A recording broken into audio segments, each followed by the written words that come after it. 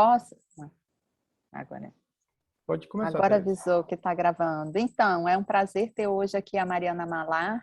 Como ela estava conversando aqui, a Mariana é professora da UNB desde 2010. E a Mariana é cria da UFMG, né? Fez graduação, mestrado e doutorado lá.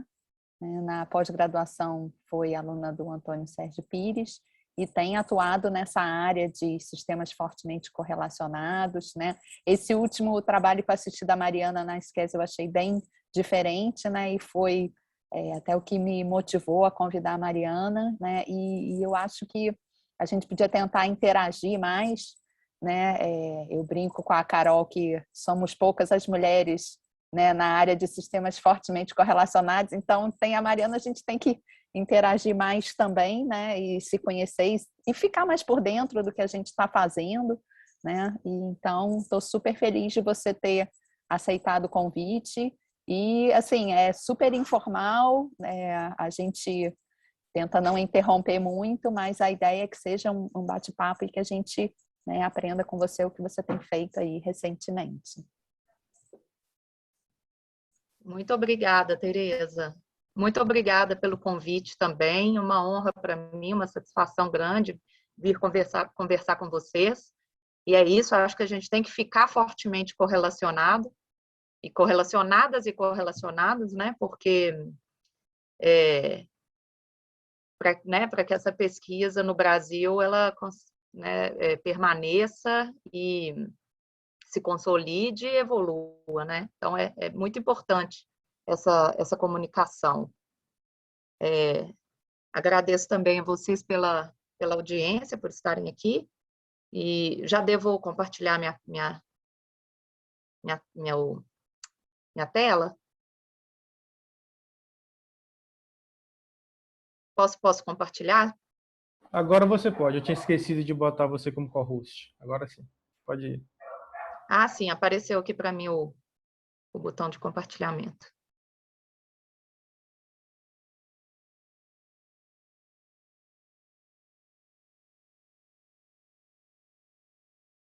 Está na tela cheia? Não, ainda não. A gente vê a sua tela, mas agora sim. Agora entrou. Como fusquei. Entrou? Entrou. Tá, joia. Então, pessoal, hoje eu vou falar sobre esse trabalho mais recente.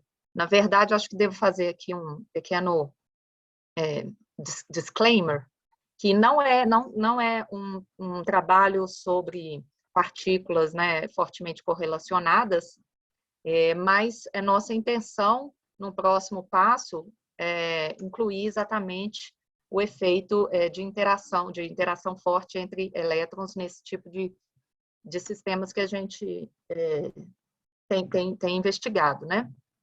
Então, aqui, né, o título da minha palestra hoje, Less is More, Engineering Robust Topological Nodal Line Semi-Metals with Vacancies.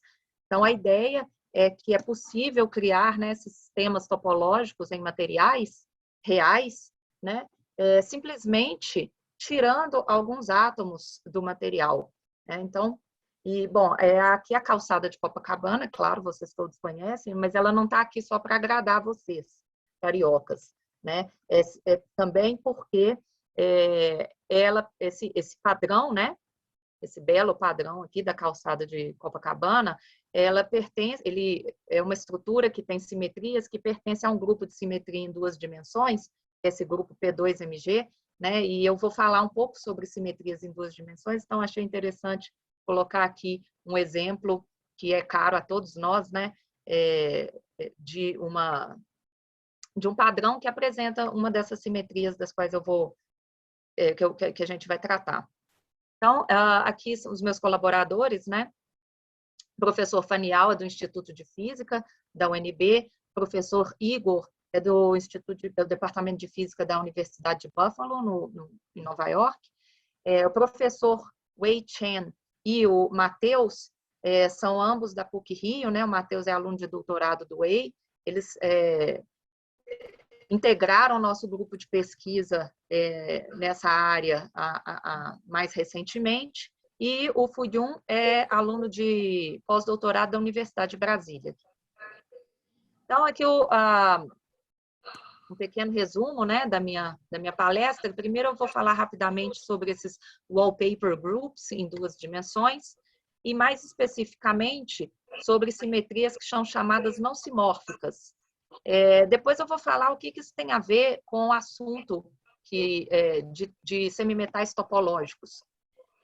E isso nos leva a tratar sobre tipos específicos de semimetais topológicos, que são esses que a gente propõe, né, que podem ser obtidos, né, introduzindo vacâncias na estrutura. E eu vou mostrar que uma análise de simetria num modelo bem simples, um modelo efetivo bem simples, para esses tipos de materiais, demonstra, né, comprova que esses semimetais possuem linhas nodais robustas, ou seja, que não podem ser destruídas por perturbações que preservem as simetrias do material.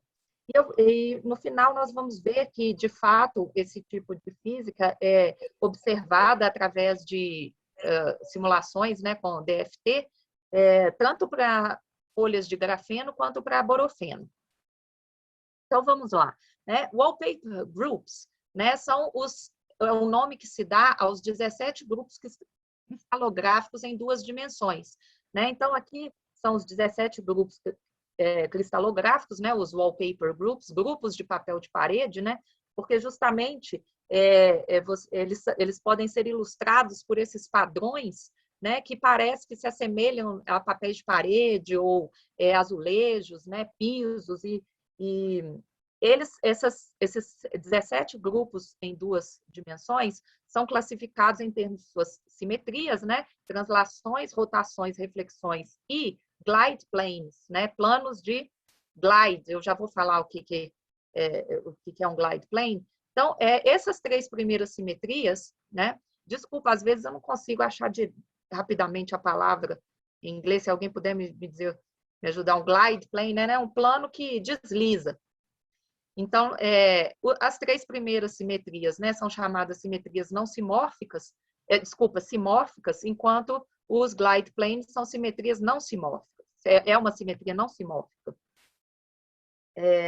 Então, falando um pouquinho, né, desses tipos de simetrias não simórficas, que uma simetria não simórfica, né? Então, existem 2 tipos de tais simetrias, o glide plane e o screw axis, né? Um eixo, então um plano de deslizamento e um eixo parafuso, né? O glide plane ele é presente em 2D e em 3D, tanto estruturas cristalográficas bidimensionais ou tridimensionais admitem a possibilidade dessa simetria. Já o eixo de rotação só em 3D. Né? Então, aqui só a título de ilustração, né? Duas estruturas uma que possui glide plane e uma que possui screw axis. Né? Então, se você... aqui há a célula unitária, né? Ou seja, a menor unidade que se repete em cada uma dessas 2 estruturas. Então, na estrutura da esquerda aqui, né, ela possui uma simetria que eu vou chamar de G, que é composta por um plano de reflexão e uma translação não primitiva, ou seja, uma translação de uma distância que é menor do que o tamanho da célula unitária, do que o comprimento da célula unitária aqui ao longo dessa direção horizontal. Né? E no segundo caso, nessa estrutura aqui da mão, da palma da mão virada para você ou para baixo, né? Você tem um eixo de rotação, né? No caso aqui, esse eixo de rotação, no geral, ele é n-fold, né? Mas aqui nesse caso ele é 180 graus, né? Então esse n aqui é 2, nesse caso específico, mas pode ser outro valor, né? E T também é uma translação não primitiva. Então, toda vez que a sua simetria no seu cristal envolve uma translação não primitiva, ou seja, menor do que uma célula unitária, essa simetria é chamada não simórfica. Né? Então, aqui no caso, só para ilustrar, né? Esse aqui é o plano de reflexão e aqui o eixo de rotação. Então, depois da estrutura refletida, nesse segundo caso, girada, né? Você tem essas novas posições, né, dos seus objetos, e aí, para recuperar a estrutura original, você precisa transladar, nesse caso, dessa ilustração, de meia célula unitária, né? Então, nós temos aqui essa simetrias de glide ou de screw axis nesses dois casos. Bom, partindo agora para falar um pouco sobre semimetais topológicos, né? Semimetais topológicos são materiais onde as bandas de energia se tocam, né, em pontos ou linhas na zona de Brillouin do cristal, né? Então, aqui nós temos os três principais exemplos, na verdade, os três exemplos de semimetais, né? O semimetal de Dirac, onde você tem a banda de valência e a banda de condução se tocando num ponto, e tipicamente essa degenerescência é de ordem 4, né? Os semimetais de Weyl, onde você tem as bandas se tocando em 2 pontos que são relacionados por simetria de reversão temporal, né? E nesse caso, né, a degenerescência é de segunda ordem, né? É possível, né, pegar um cone de Dirac e ir aplicando perturbações, por exemplo,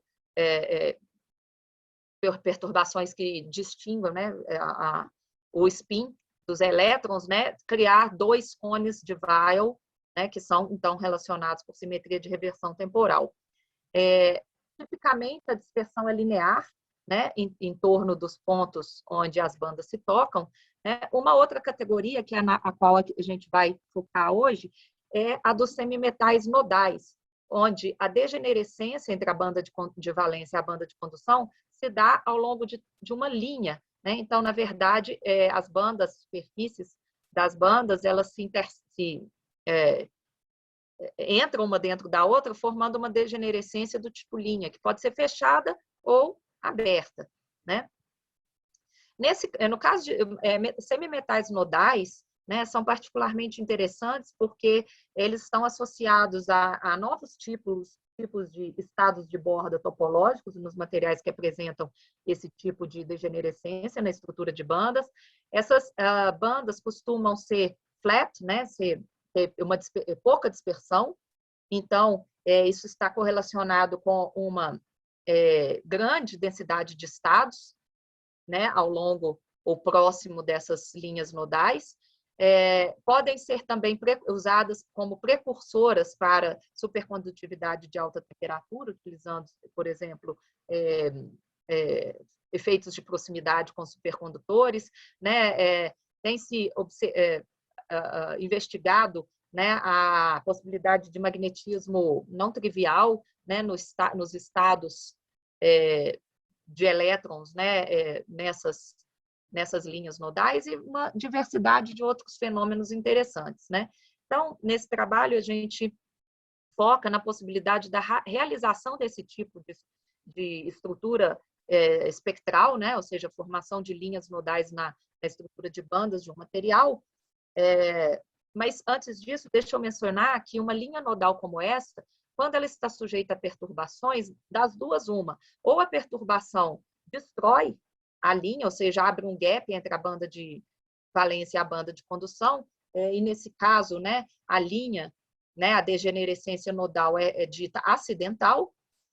Tipicamente, esse tipo de degenerescência acidental, ela é resultado da presença de simetrias espaciais simórficas dentro do material, ou seja, que não envolvem translações fracionárias, né, translações não primitivas, e as simetrias não espaciais do tipo simetria de reversão temporal ou simetria partícula-buraco, né, conjugação de carga, ou simetria quiral, né? Uma outra categoria de linhas nodais são aquelas que são robustas a perturbações, né? Na verdade, elas são robustas porque elas são uma demanda da presença de certas simetrias no seu material. A gente diz que elas são symmetry enforced, né? Elas têm que existir como consequência das simetrias. E essas simetrias que geram essas degenerescências forçadas, né, digamos, elas são justamente as simetrias não simórficas, né? Então, perturbações que não quebrem a tal simetria não simórfica não são capazes de destruir a degenerescência. Então, nesse sentido, são degenerescências robustas, matematicamente robustas, ou seja, 100% robustas, no sentido que elas são uma demanda dos vínculos que a simetria impõe sobre o seu hamiltoniano, né? E a gente vai ver isso logo adiante. Bom, então, quando se fala de um semimetal nodal que seja uma consequência dessas simetrias, né? Em 3 dimensões, né, existem alguns candidatos, né, de materiais que realizam, que têm simetria não simórfica e, portanto, né, espera-se que tenham essas estruturas nodais no espectro, né? Entretanto, esses materiais, eles tipicamente envolvem mais de um tipo de átomo, né? Às vezes mais de 2, né? Então, são quimicamente não tão simples, né? E estruturalmente também não são estruturas muito fáceis, né? Então, o que a gente propõe é um outro caminho, que é simplesmente pegar uma estrutura bidimensional que seja simórfica e fazê-la ficar não simórfica, simplesmente colocando alguns buracos, né? Tirando alguns átomos. Então, essa é a primeira vez que essa proposta é colocada, né? De fazer uma arquitetura de simetria, né? Utilizando vacâncias, e mais especificamente o que a gente quer obter essa simetria não simórfica. Então, a gente considera essa possibilidade em 2 casos, né? De estruturas conhecidas, né? Que é o aqui, sim, borofeno e grafeno, né? Então, são estruturas monoatômicas, né? Bidimensionais. Então, aqui o grafeno todo mundo conhece, o borofeno tem uma estrutura muito parecida, a diferença é que ele tem um átomo de boro, né? No centro do hexágono. Então, ele tem uma estrutura triangular, enquanto o grafeno tem a estrutura hexagonal, né? Ambos materiais, né, apresentam cones de Dirac no espectro, né? E quando sujeitos a perturbações, são, então, a degenerescência, então, aberta, né? E ou seja, aparece aqui um gap entre a banda de valência e a banda de condução. Aqui nós apresentamos 2 casos de borofeno e de grafeno tratados com vacância, né? Então, esse borofeno aqui, a gente retira átomos do centro de alguns hexágonos ao longo de uma certa direção na estrutura e com uma específica concentração, né? Então, as vacâncias, elas são distribuídas com concentração e direção específicas na estrutura, e aqui o caso do grafeno, né? Então, alguns átomos são retirados, formando essas estruturas aqui que parecem... tem esse formato aqui, parecendo um diamante, alguma coisa do tipo, né? Como resultado dessa arquitetura de vacâncias, né, a estrutura de bandas, então, adquire uma linha nodal, que é robusta, ou seja, que sobrevive a perturbações. No caso dos materiais pristinos, né, tanto borofeno e grafeno, eles são redes simórficas que apresentam 2 planos de reflexão perpendiculares entre si e um ponto de inversão na interseção entre os planos, entre as linhas, né? Então, como a simetria, como o material é bidimensional, são linhas de reflexão, e um ponto de inversão é justamente na interseção entre essas linhas. Quando você trata essas estruturas com vacância em concentrações e direções específicas, né, um dos planos de reflexão é substituído por um plano de glide, né? Um glide plane, né? Um plano que é uma reflexão seguida de uma translação ao longo do plano, né, de metade da célula unitária, nesses 2 casos. Aqui, a gente trata, no caso do borofeno, além dessa estrutura que a gente chama de B10, que é essa que está ilustrada no slide anterior, a gente considera uma outra, que é B16, que é muito parecida, né? A diferença é o número de átomos dentro da célula unitária. No primeiro caso, são 10, e aqui 16. E no caso do grafeno, a gente também considera 2 estruturas, que a gente chama de C10 e C44, também subíndices correspondem ao número de átomos dentro da célula unitária, né? E a estrutura inteira, né? Vocês podem ver aqui nas ilustrações de baixo. Bom,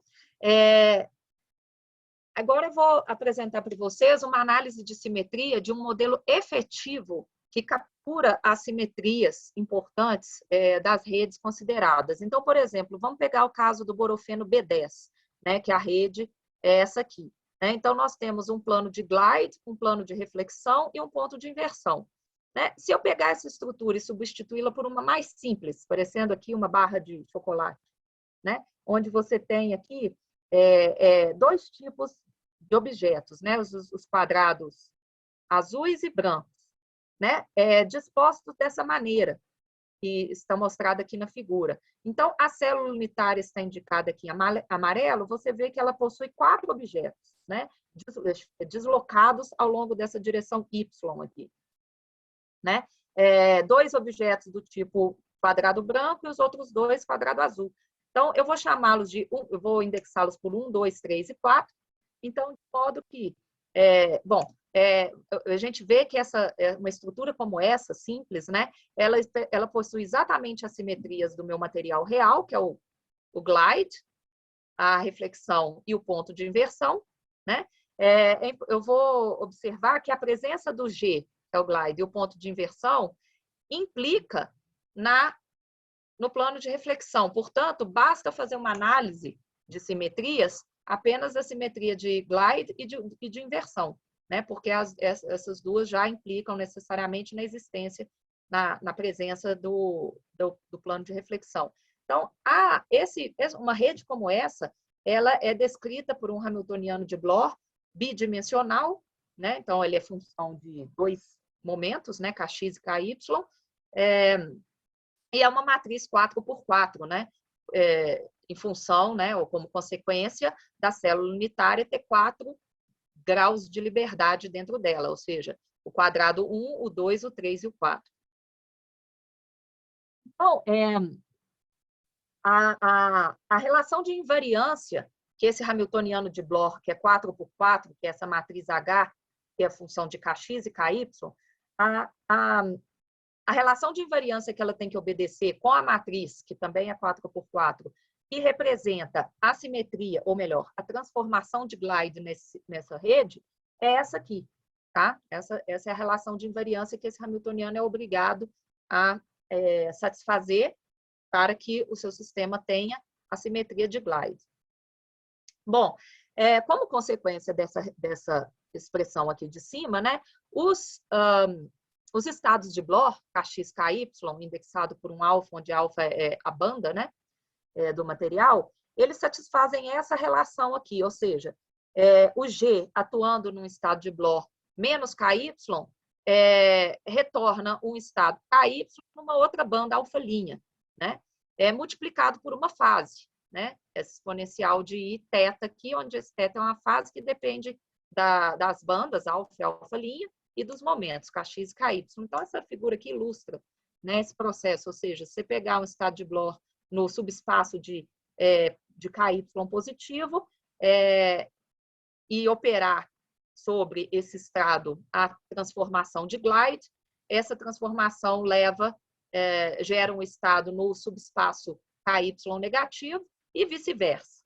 Né? Então, os 2 subespaços são transformados um no outro, Ky positivo e negativo, sob a transformação de glide plane. Bom, agora existem 2 espaços invariantes, que são justamente quando Ky é um Ky barra, né, que é 0 ou a fronteira da zona de Brillouin, mais ou menos π. Nesse caso, essa equação aqui de cima se transforma nessa aqui de baixo, ou seja, essas 2 matrizes comutam e, portanto, elas compartilham, né, o conjunto de autoestados. Então, ou seja, os estados de Bloch são também autoestados da matriz G, né, no subespaço Ky igual a 0 ou mais ou menos π. Então, em consequência disso, né, um determinado autoestado do hamiltoniano, ou seja, um estado de Bloch, é transformado nele mesmo quando operado pelo G, né, pelo glide plane, desde que o KY seja 0 ou mais ou menos π. Muito bem. A matriz de glide plane, para essa rede aqui, ó, a gente pode calcular essa matriz, né, ver como que cada um desses elementos aqui é transformado sob quando o G é aplicado, né? E a gente pode fazer esse cálculo e obtém-se essa matriz de glide plane, que é uma matriz 4x4, que é dada por essa expressão aqui, onde esse G aqui é uma matriz 2x2, dada aqui, né? Então, a gente calcula os autovalores dessa matriz 4x4, e exatamente em KY barra, né, que é 0 ou mais ou menos π, os autoestados são duplamente degenerados, ou seja, você tem dois autovalores, digamos, 1 e 3, que é dado por isso aqui, e os dois outros autovalores também totalmente degenerados quando KY é KY barra, que eu vou chamar de 2 e 4, é simplesmente menos os autovalores anteriores.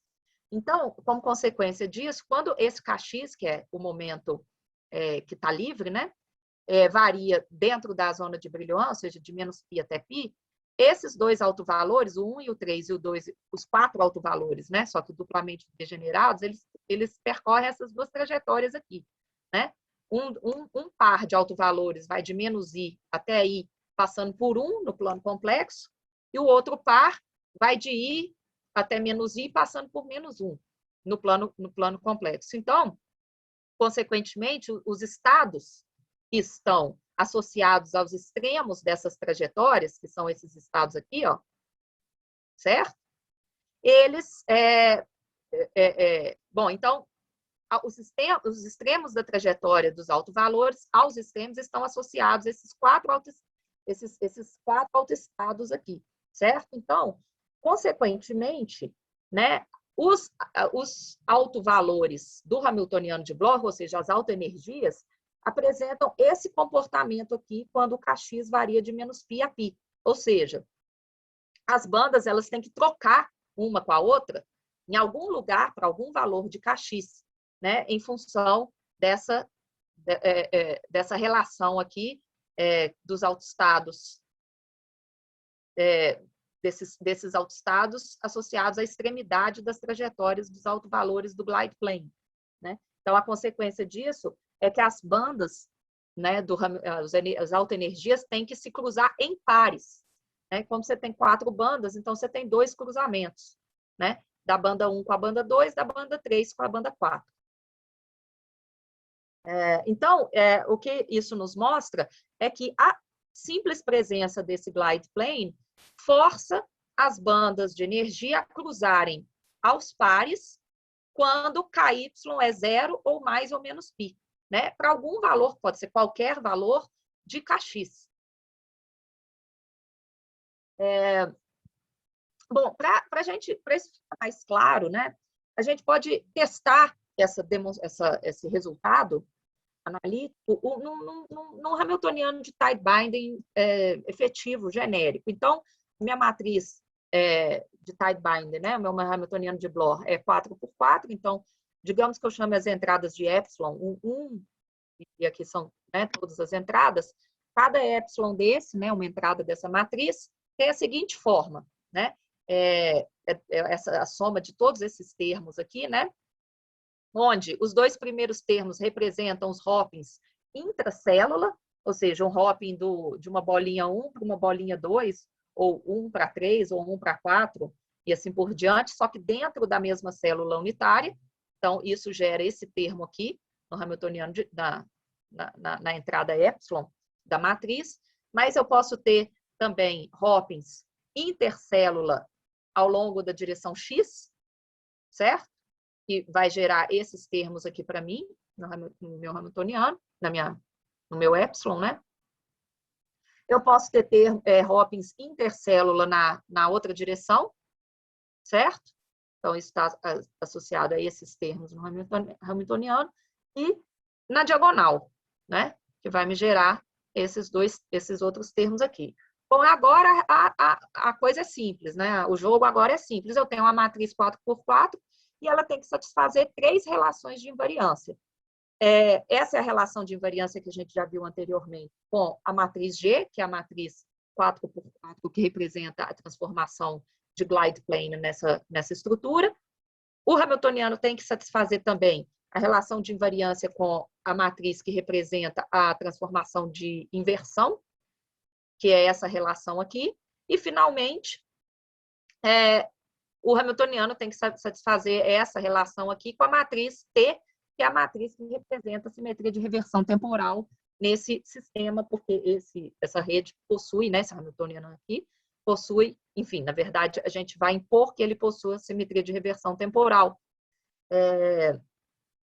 As respectivas matrizes G, I e T para esse material, né, são dadas aqui. A G a gente já viu, a I é mais simples, né, uma matriz 4x4, onde sigma x é a matriz de Pauli, sigma x, e o T é simplesmente a identidade, já que esse sistema, esse meu modelo efetivo, melhor dizendo, não possui spin, né? Então, quando o modelo não possui spin, essa matriz aqui que representa essa relação, que aparece na relação de invariância de simetria de reversão temporal, é simplesmente a identidade, ou seja, o complexo conjugado hamiltoniano no momento invertido tem que dar o hamiltoniano original. Muito bem, então, agora o que a gente faz é simplesmente álgebra, ou seja, insere essas matrizes nessas relações de invariância e obtém, né, extrai quais são as condições sobre essas entradas epsilon e que essas entradas epsilon têm que satisfazer para que o seu hamiltoniano possua todas as três simetrias. E fazendo isso, então, a gente obtém o hamiltoniano efetivo com as simetrias, a gente diagonaliza e obtém as bandas, né? E aqui vocês veem as bandas de energia desse hamiltoniano 4x4, então, são 4 bandas, né? Na zona de Brillouin, Kx, Ky. Na verdade, aqui só no primeiro quadrante, Kx de 0 a π, Ky de 0 a π. Na verdade, aqui, a estrutura de banda, se você impuser apenas G, apenas glide plane, ou seja, se você impõe apenas essa primeira relação de invariância aqui. Então, você tem 4 bandas genéricas, o que acontece é que essas bandas se tocam 2 a 2, aos pares, né? Quando Ky igual a 0 ou π. Né? Você tem o toque das bandas em pares. Né? Se você projetar esses pontos nodais, ou seja, os pontos de degenerescência, simplesmente em cima do plano Kx, Ky, né? Você vai ter 2 pontos quando Ky igual a π, 2 pontos quando Ky igual a 0. Mas observe que eles podem ocorrer numa posição genérica ao longo do eixo Kx. Ok? Mas eles têm que ocorrer. Então, eles são forçados pela presença da simetria G, né, da simetria de glide plane. O que acontece quando a gente impõe agora o ponto de inversão, né, é que a estrutura de bandas, né, que esses pontos nodais anteriormente localizados em posições genéricas ao longo de Kx, na estrutura de bandas, são empurrados para Kx igual a π. Tá?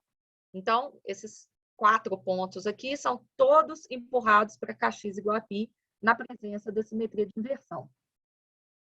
Impondo agora simetria de reversão temporal,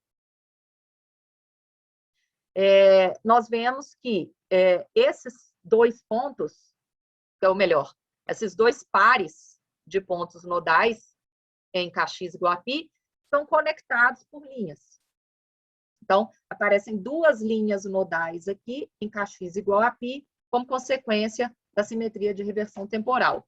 E, acidentalmente, aparece também uma linha nodal em Ky igual a 0. Acho que ela pode ser vista aqui na estrutura de bandas, ó. Quando Ky igual a 0, essas 2 bandas de baixo, elas colam não só ao longo de Kx igual a π, mas também ao longo de Ky igual a 0. As 2 de cima, não. Na verdade, essa linha aqui, essa linha nodal aqui, né, entre as 2 bandas de baixo, ela é acidental. E essas 2 aqui, que conectam os pontos nodais que eram forçados por simetria, essas linhas são forçadas por simetria. elas acontecem, então, ao longo, né, dessa fronteira da zona de Brillouin aqui, KX igual a π.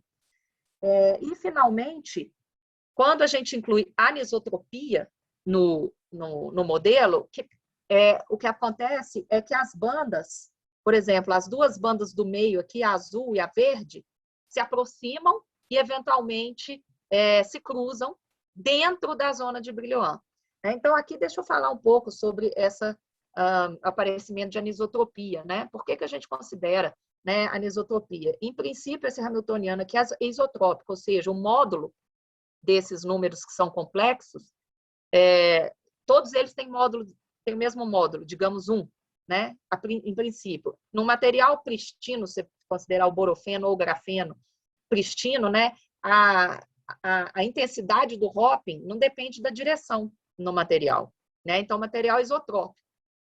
Entretanto, quando você introduz vacância, você quebra essa isotropia da rede, né? Agora, o hopping depende da direção no material, né?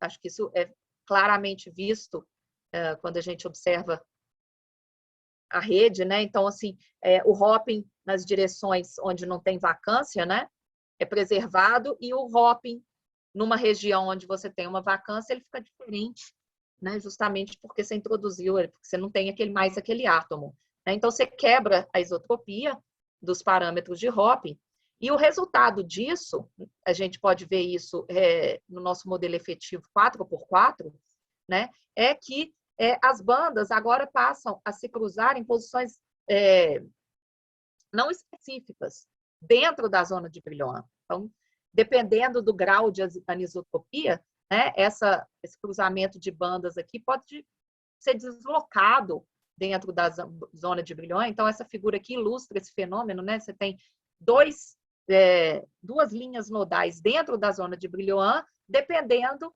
do grau de anisotropia, né? Dos parâmetros anisotrópicos no seu hamiltoniano. Então, essa linha nodal aqui, ela pode ser movida e deformada dentro da zona de Brillouin, brincando-se, né? Ou seja, mudando a relação entre os parâmetros, ou seja, o grau de anisotropia no seu material, né? No seu hamiltoniano. Mas importante enfatizar que essas linhas nodais dentro da zona de Brillouin são acidentais. O que quer dizer acidentais? Elas dependem justamente desse ajuste de parâmetros, elas não são uma imposição de simetrias, né? E, em particular, se você sai de dentro de um certo regime de anisotropia, elas desaparecem, né? E você volta para uma situação como essa aqui, onde as bandas não se cruzam no interior da zona de Brillouin e apenas nas fronteiras, né? E, além do mais, né, não só alterando o grau de anisotropia, você pode abrir um gap entre essas bandas, ou seja, destruir essa linha nodal dentro da zona de Brillouin, mas também perturbações em cima do seu modelo, né? Como, por exemplo, interação spin-órbita, abrem um gap, né, entre essas bandas, né? Ou seja, destroem essas degenerescências acidentais.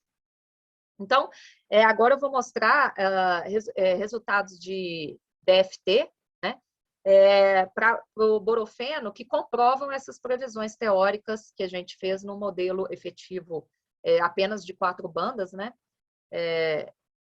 E aqui você tem a estrutura de bandas do B10, né? Está apresentada aqui para uma janela de energia de 2 eletronvolts em torno da energia de Fermi do seu material, né? E você observa que ao longo dessa direção XV, que eu já vou mostrar logo abaixo aqui que direção é essa, você tem as bandas se colando aos pares, certo? Então, se você... Essa figura aqui mostra uma projeção das degenerescências, né? Ou das linhas nodais da estrutura de bandas, né? Dentro dessa janela de energia aqui, né? E aqui você vê os 4 pontos que aparecem aqui ao longo desse eixo, né? Que são os pontos X, V, Y e gama, e essa direção XV corresponde justamente a KX igual a π sobre A, onde A é o parâmetro de rede ao longo dessa direção. Aqui é a direção, essa direção aqui, né? A direção γ-y é a direção ao longo de KY, né? Vai de menos π sobre B a π sobre B, onde B é o parâmetro de rede nessa direção, y. Né? Então, você vê essas linhas amarelas, o amarelo aqui significa que a diferença, ou seja, que a diferença de energia, ou seja, o gap entre as duas bandas em questão é menor do que um determinado critério computacional, que é basicamente zero. Né? Então, você vê que as bandas se cruzando justamente nessa direção XV, que é a direção Kx igual a π, ou seja, exatamente confirmando essa previsão teórica aqui, que as bandas se cruzam aos pares na direção Kx igual a π. Aqui, meu A é igual a 1, né? Lá é Kx igual a π sobre A. Tá? E dentro da zona de Brillouin, né, uma pletora de linhas nodais com formas interessantes, não é? Que são justamente as linhas acidentais que a gente pode atribuir à presença de anisotropia no material.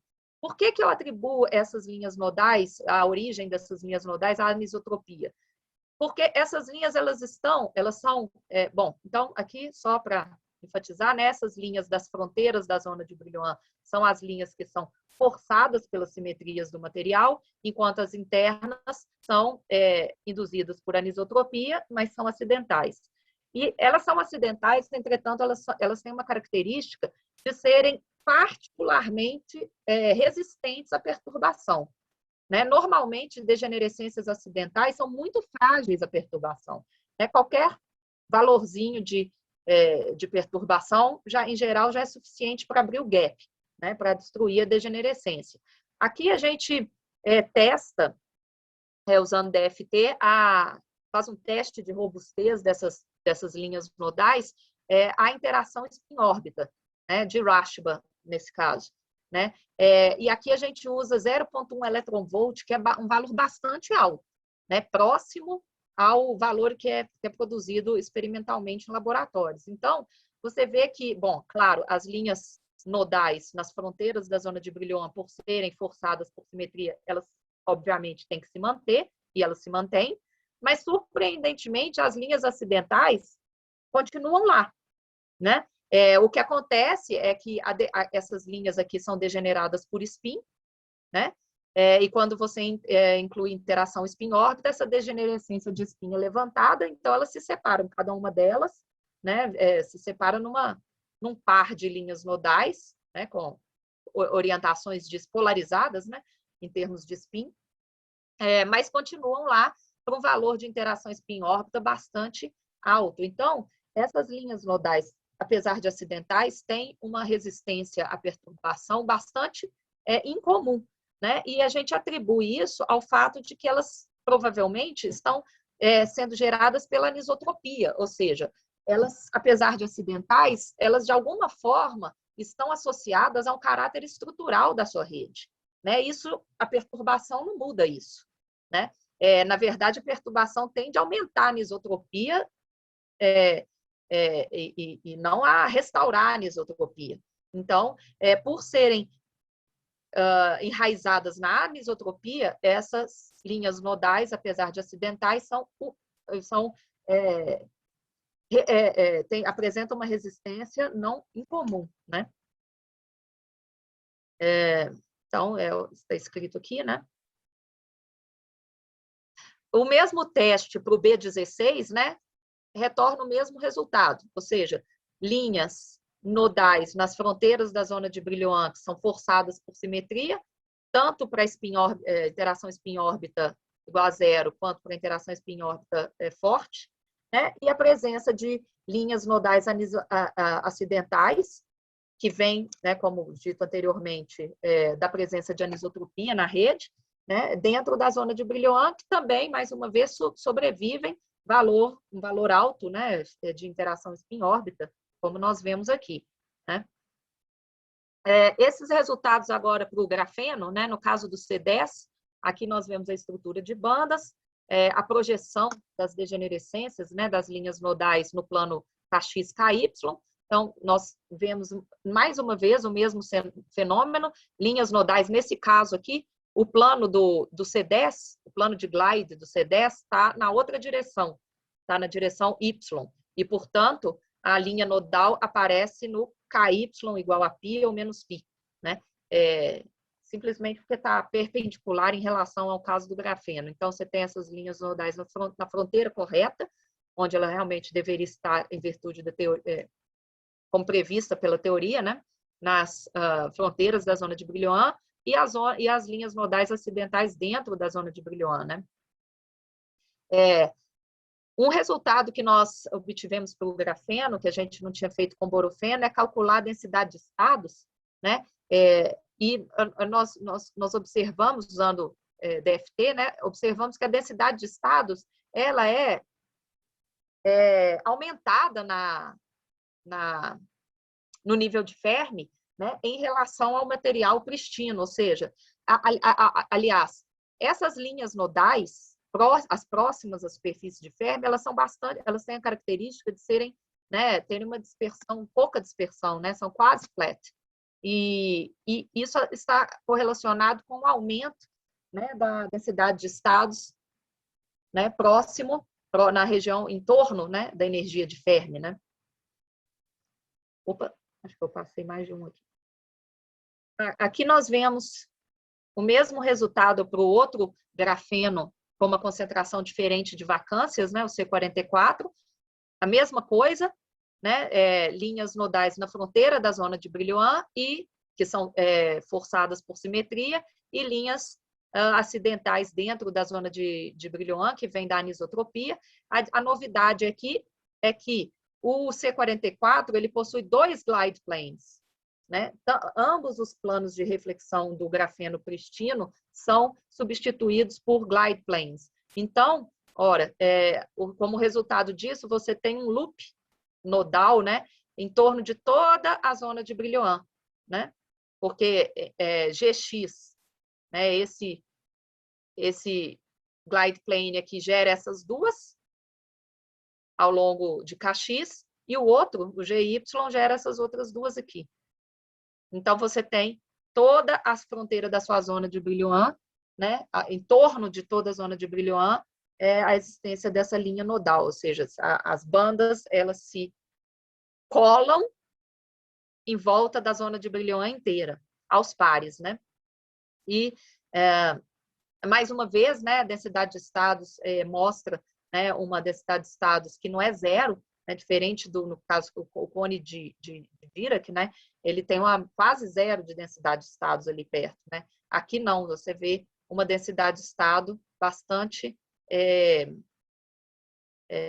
pronunciada em torno da energia de Fermi. No caso do grafeno, né, a gente, diferentemente do que a gente fez com borofeno, que foi analisar a robustez das linhas nodais à interação spin-órbita usando DFT, aqui a gente fez analítico, né, a gente introduz a interação spin-órbita no Hamiltoniano de tight binding e diagonaliza numericamente, mas exatamente, né, e aí nós observamos, né, que essas linhas, com esse lambda, onde lambda é a intensidade da interação spin-órbita igual a zero, bom, a gente tem os resultados que a gente tinha, mesmo resultado que a gente obtém com DFT, né? Então, as bandas, né, se colam aos pares ao longo de uma das fronteiras da zona de Brillouin, no caso do C44, ao longo da fronteira, ao longo da direção XV, né? E com interação spin-órbita de 1/10 do Hoping, né? Todas as bandas se abrem, porque todas essas bandas são duplamente degeneradas por spin, então todas elas se abrem, então essa degenerescência de spin levantadas quando a interação spin-órbita é introduzida. Entretanto, as bandas novamente se colam aos pares, só que agora uma banda desse par aqui que se abriu com uma banda do par de baixo. Se cola aqui, e assim elas vão fazendo aos pares, né, formando, então, essas linhas nodais robustas, ou seja, ao longo da mesma direção XV, né? Então, a gente demonstra que, de fato, né, essas linhas nodais são robustas à interação em spin-órbita, mesmo para o modelo analítico. Bom, então, com isso, eu vou para as minhas conclusões, né? Nós vimos que um material bidimensional não simórfico criado por vacâncias, né? Ele apresenta linhas nodais que são forçadas por simetria, e também linhas que estão localizadas na fronteira da zona de Brillouin. Mas a anisotropia nessas redes com vacâncias gera também o aparecimento de linhas nodais acidentais dentro da zona de Brillouin. Essas linhas nodais dentro da zona de Brillouin apresentam uma robustez, né, a perturbações que não é usual, e isso a gente confirma, né, fazendo o DFT tanto para o grafeno quanto para o borofeno. Nossa proposta baseia-se apenas em simetrias, então ela não depende da composição química e outras características microscópicas, né, de quais interações existem dentro do seu material. Então, em princípio, ela é válida para quaisquer materiais em 2 dimensões e possivelmente também em 3 dimensões. Para projetos futuros, né, a gente pretende investigar os estados de borda nesses materiais, a possibilidade de criar, né, supercondutividade topológica nesses materiais, utilizando efeitos de proximidade, magnetismo também. Então, nós vemos que é possível, através de uma arquitetura de rede, né, uma arquitetura de rede utilizando vacâncias, produzir semimetais nodais robustos, simplesmente, né, introduzindo buracos, né, vacâncias na sua rede em padrões específicos e organizados. E com isso, gente, eu termino a minha apresentação. Muito obrigada pela atenção.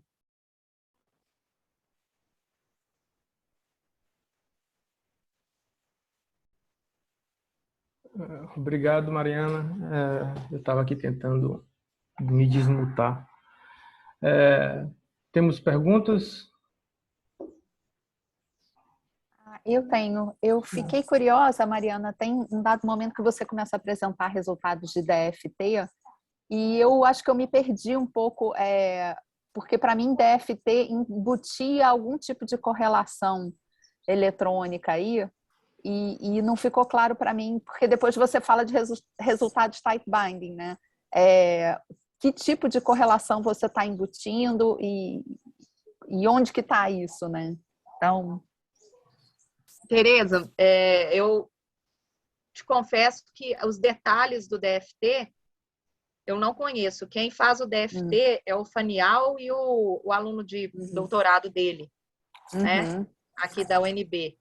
Eu não sei, eu até passei o link para eles da palestra. Não sei se eles estão por aí.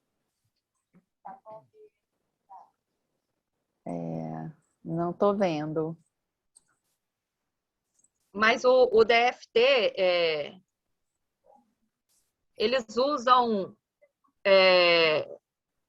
o pacote Vanier 90 para gerar as funções de onda. E aí né, esse processo já embute, eu suponho, né, as possíveis correlações e overlaps. E aí, a partir dessas funções de onda, né, constrói-se um modelo de tight binding numérico, né, que vai gerar essas estruturas de banda que eu mostrei para o grafeno e para o borofeno.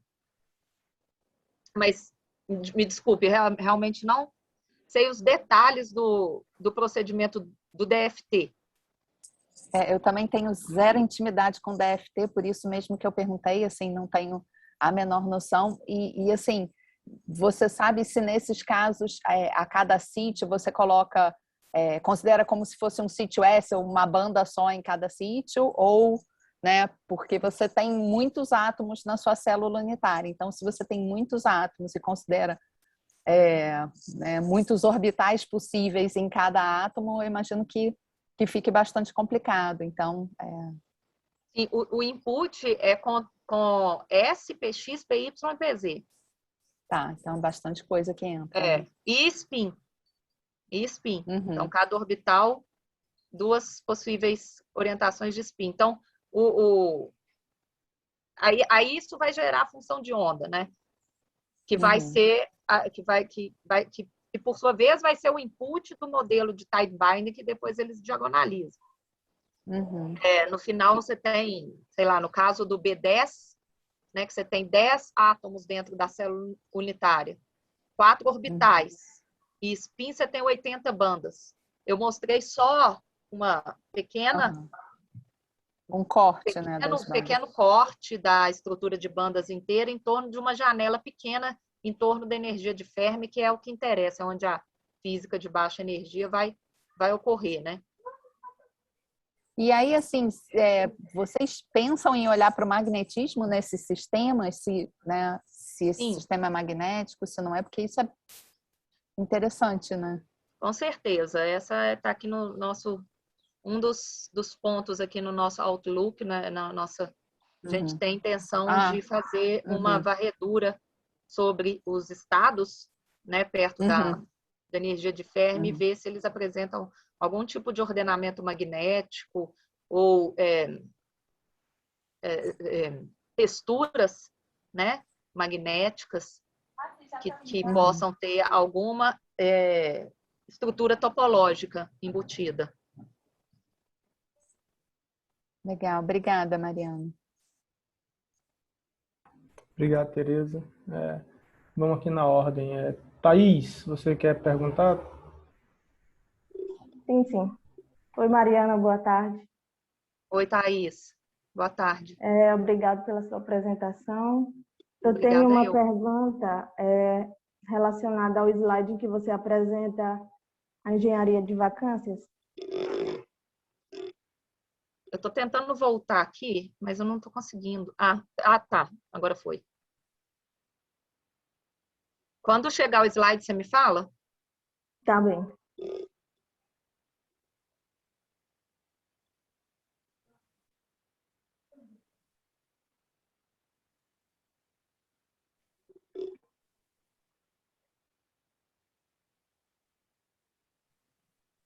Acho que esse passou. Não é esse não, né? Não, passou. Esse tá bom. Acho que mais um.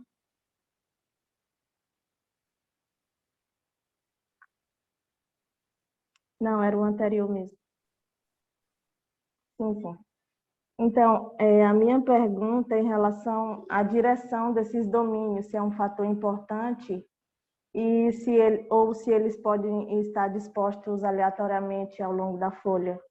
Não, é importante. A distribuição não pode ser aleatória, né? A distribuição de vacâncias é periódica.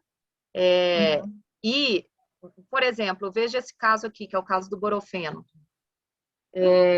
Você tem aqui a distribuição de vacâncias ao longo dessa direção aqui, né? Se você distribuir numa concentração, nesse caso especificamente, é uma concentração de uma vacância, um hexágono vazio. Não, esse não é o caso, mas tudo bem. Tá, esse é um hexágono vazio para meio hexágono preenchido, né? Então, nessa concentração, né, se você tentar distribuir os hexágonos vazios na outra direção, talvez, eu não sei se isso é óbvio, mas não sei se vai dar para visualizar isso aqui, mas eles vão ficar tipo um embaixo do outro. Vai simplesmente formar uma coluna de hexágonos vazios, um embaixo do outro. E aí você não vai ter a formação desse zigue-zague aqui.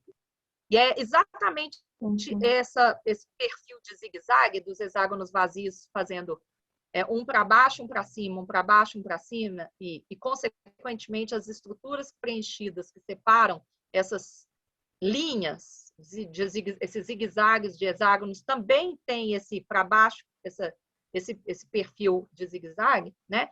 Então, é exatamente isso, ou simplesmente isso, na verdade, que gera o glide plane ao longo dessa direção. Então, se você distribui os hexágonos na outra direção, como eles vão ficar alinhadinhos, né, eles não vão ficar deslocados assim, para cima e para baixo, você não tem as simetrias ficam iguais à do material pristino. Então, ou seja, a arquitetura requer exatamente essa análise, né, de você distribuir as vacâncias na direção correta. Então era isso, obrigada. No caso, para a simetria do grafeno é a mesma coisa, né? Que dá para perceber a direção dele, desse polígono que está disposto aí. Sim, tem uma certa... eu acho que não é evidente por essa figura, mas tem uma certa direção aqui em que as vacâncias têm que ser distribuídas para gerar o glide aqui nessa direção, né? Então, sim, isso é importante. Tá, muito obrigada. Obrigado. Raimundo, pode perguntar. Oi, Mariana, obrigado pelo seminário, fantástico, uma didática maravilhosa. Eu fiquei interessado em algumas coisas aqui. Por exemplo, o seu controle para fazer gerar bandas flats, você tem muito controle ou algum parâmetro que você possa variar finamente? Eu acho que não, né? Pela sua resposta, Thaís, pelo jeito não. Você tem certos vínculos aí que você tem que respeitar, né? Sim. Então não. Na verdade, assim, no modelo efetivo, você tem, mesmo depois de todos os vínculos impostos, você tem ainda uma série de parâmetros livres no seu hamiltoniano. Deixa eu ver se dá para ver isso aqui. Bom, as equações não estão aqui no slide, mas, grosso modo, né, você vê que você tem aqui uma coleção de parâmetros, né? São os parâmetros de Hopf dentro da célula, intercélula, nas várias direções possíveis. E aí, quando você impõe esses vínculos... Quando você impõe quando você impõe esses três vínculos, ainda uma série de parâmetros sobrevivem. Você consegue, sem ter nenhuma condição imposta sobre eles. E aí, no modelo efetivo, sim. Você pode variar esses parâmetros sem quebrar nada do ponto de vista de simetrias, porque todas as condições já foram obedecidas, e fazer aí uma engenharia de bandas para elas ficarem mais ou menos aí flat. a minha pergunta é a seguinte, é exatamente isso. Você consegue também gerar singularidades Van Hove ou aumentar a densidade de estados de uma maneira quase que contínua ou quase por encomenda, né? Não, eu não calculei densidade de estado no caso do modelo efetivo. É uma coisa que deveria ter feito. Seria interessante aí ver onde é que você pode não tinha pensado nisso. Como que o que está de fato, no caso do modelo efetivo bem simples, que é uma matriz 4x4, né? Então você consegue brincar com esses parâmetros de uma maneira, né, com liberdade para ver os efeitos. E aí, uma coisa interessante seria avaliar a densidade de estado próximo dessas degenerescências, né? Porque, inclusive, isso aí vai, de novo, de encontro ao que a Tereza perguntou sobre a questão do magnetismo, né? Uma vez que você consegue mexer na densidade de estados, um argumento tipo RPA, você pode chegar a um estado magnético. É mesmo, verdade. Então, isso aí pode te dar alguma dica de para onde você vai. E a maior densidade de estado aumentaria as interações, né, as correlações magnéticas. Isso, por aí. Essa é bem interessante, sim. No caso do DFT, você não tem muito essa liberdade, né? O que o DFT te dá... Não. Aí não. É melhor trabalhar... Para isso, é melhor fazer inicialmente o cálculo com esse modelo efetivo. Bem interessante. Obrigada, Raimundo. O que eu ia mencionar era mais ou menos na direção que o Raimundo falou. Que hoje existem alguns pacotes que fazem algumas contas além do DFT, né? Tipo o QMCPAC, acho que o próprio VASP também faz. Mas aí eu não sei enfim, qual é a limitação, né? Porque parece que é um sistema bem grande, né? Você tem uma célula unitária bem grande, então. Segundo meus colegas do DFT me contaram, né? Essa foi um desafio para eles, né? Otimizar esses cálculos considerando células unitárias, na verdade, cada vez maiores. Eu mostrei as menores aqui. Porque o pessoal consegue fazer hoje quase que exatamente que eu digo, com métodos que vão além do DFT, rede simples, né, com carbono, mas com 2 átomos por célula unitária, né, mas quando vai além disso fica difícil, de fato. Tá certo, obrigado. Legal, muito bom. Mais alguma pergunta? Oi, eu tenho. Diga, Sebastião. Não, era só para mais um ponto aí que o Raimundo falou, o professor Raimundo falou, se essa história de conseguir meio que tunar um pouco, né, o nível de Fermi, né, a densidade de estados, se isso vai na mesma linha, além do magnetismo, para a supercondutividade também, né, o fato de você ter aquelas linhas nodais ou algo do tipo pode mudar a supercondutividade ou fazer... Não sei se isso faz sentido. Minha pergunta era basicamente isso, se teria algum efeito também na supercondutividade, né? Não só no magnetismo, possivelmente.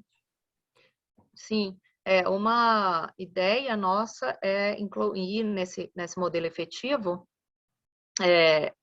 uma interação supercondutora, né? Um termo supercondutor, e analisar o comportamento dessas linhas nodais, né, na presença desse termo, e, portanto, analisar a possibilidade de você gerar, né, correlações topológicas, né, supercondutoras, em torno dessas degenerescências. Sim, obrigado. Então, você partir de um semimetal, do semimetal ser o precursor, né, de um supercondutor topológico. Maravilha. Mas aí envolve uma série de questões, né, que você tem que... Bom, o objetivo é, obviamente, analisar a possibilidade de criar majoranas, né, estações de majorana, numa plataforma bidimensional, ou seja, onde eles podem se movimentar. E aí, né, o impacto disso é utilizar esses majoranas móveis para fazer braiding com aplicações em informação quântica, né? Mas aí é necessário certamente introduzir a interação elétron-elétron no modelo. Certo. Uma coisa que você acabou de comentar é a história dos majoranas. O pouco que eu li, né, sobre isso, que eu pesquisei, principalmente teórico, né, eles, como é que eu posso dizer, a ideia deles é que teria que ser a princípio, uma estrutura 3D, mas não necessariamente, então, não é isso? Ou daria para fazer uma estrutura 2D? Estações de Majorana em estado sólido? Não, assim, com efeitos de proximidade, né? Com um sistema topológico com outro supercondutor, né? Uhum. E aí, sei lá, poderia surgir algum tipo de excitação. Pelo que eu me lembro, talvez as primeiras propostas, né, de utilizar proximidade com um supercondutor convencional para gerar majoranas num material topológico próximo, foi com materiais 3D, mas depois com materiais 1D, com fios quânticos, né, depositado em cima de um supercondutor convencional, e também materiais 2D, apareceram várias propostas, né? Então, eu acho que não tem essa limitação da dimensão, não. Ah, sim. Tem uma interferência de uma pessoa passando aqui atrás. Tá Vocês certo. editam antes de colocar no YouTube. Tudo bem. Obrigado eu tenho mais uma pergunta. Obrigado, Sebastião. Todas essas características que você mostrou dependem essencialmente da forma como você faz a sua depleção, né, na tua rede, porque isso tem que satisfazer certas simetrias. Mas, eventualmente, por exemplo, se eu tiver dimerização na minha rede por causa de uma interação elétron-fone, eu posso perder isso tudo, ou não? Porque se eu tiver uma dimerização, eu posso quebrar algumas dessas simetrias. Por exemplo, simetria de translação já deixa de ser exata. Muda de uma célula unitária, aí você muda o vetor de onda, enfim. A minha pergunta é se no sistema real, quando eu botar, por exemplo, interação elétron-fone, que eu não tenho como me desprender disso, né? Se eventualmente isso poderia destruir essas fases topológicas. É uma excelente pergunta também, né? Em princípio, a dimerização por si só talvez não destrua as simetrias, né? Talvez ela, como você disse, ela mude a célula unitária, mas as simetrias cristalinas, talvez altere o tamanho da célula unitária, mas não necessariamente vai quebrar uma simetria cristalina, né? Ela, em geral, só altera período, né? Ou seja, a simetria de translação, na verdade, continua, só que com um período diferente. Então, eu suponho que as outras simetrias, em particular a simetria de glide plane, não seja destruída por isso. Né? Agora, o termo em si, o efeito do termo no hamiltoniano, né? Você tem que colocar ele lá e calcular de novo. Certo, porque certamente ele pode alterar a dispersão, né? Digamos que você continue com as linhas nodais onde elas estão aqui, né?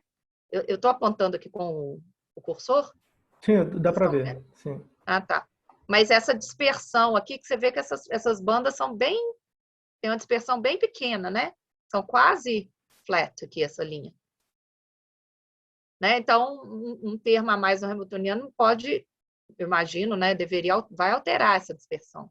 Mesmo que a linha nodal esteja lá, né, ela vai ter uma forma diferente. Né? Pode alterar também a configuração de linhas nodais acidentais dentro da zona de Brillouin, né? Talvez algumas delas desapareçam. Por outro lado, você pode gerar outros tipos de degenerescências acidentais dentro da zona de Brillouin. Então, é algo a se investigar, né? Entendi. Obrigado. Acho que é isso, pessoal. Alguém tem mais alguma pergunta? Se não, vamos agradecer mais uma vez a professora Mariana. O Raimundo tem um comentário. Você está mutado, Raimundo.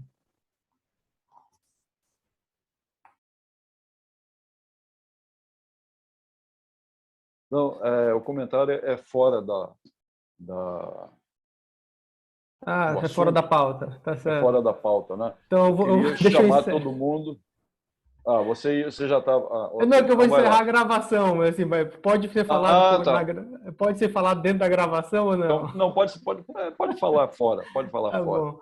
Então, pessoal, vamos agradecer mais uma vez a Mariana. Muito obrigado. Eu sugiro que a gente abra os microfones e a gente bata a palma aqui. Muito obrigada. Foi um prazer.